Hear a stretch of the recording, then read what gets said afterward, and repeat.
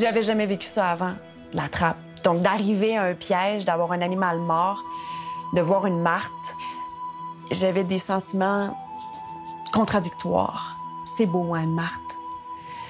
Puis c'est un peu ce qu'on vit, tu sais, quand on fait des activités de prélèvement.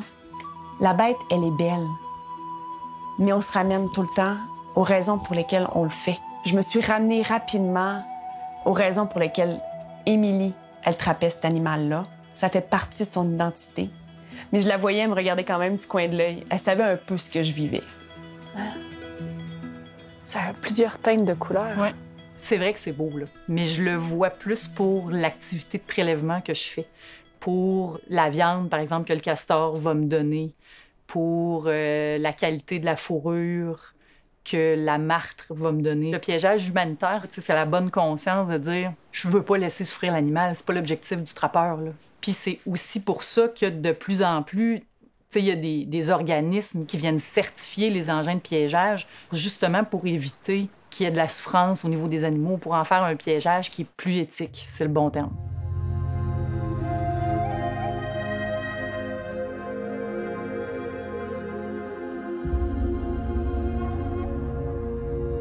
Le territoire de piégeage que mon père a aujourd'hui, ça remonte à très longtemps. Ça remonte à la création des territoires de piégeage par le gouvernement du Québec.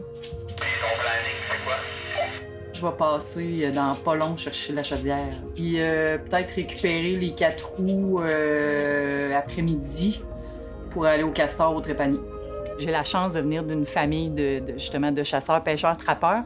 Mon père m'a toujours traîné avec lui dans le bois, m'a toujours transmis ses connaissances.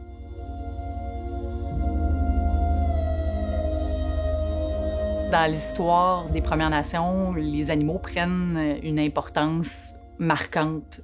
Me plaît à dire que moi, j'ai trouvé mon animal fétiche, en fait, l'animal qui me ressemble le plus, puis c'est le loup. C'est un animal qui est aussi très familial, puis je me compare beaucoup à ça parce que peut-être de par le fait que j'ai été élevée par mon père puis j'ai passé beaucoup de temps en forêt avec lui, tu sais, il va chasser en meute, oui, mais il va souvent explorer son territoire tout seul. Puis je trouve que c'est cet animal-là qui me ressemble le plus.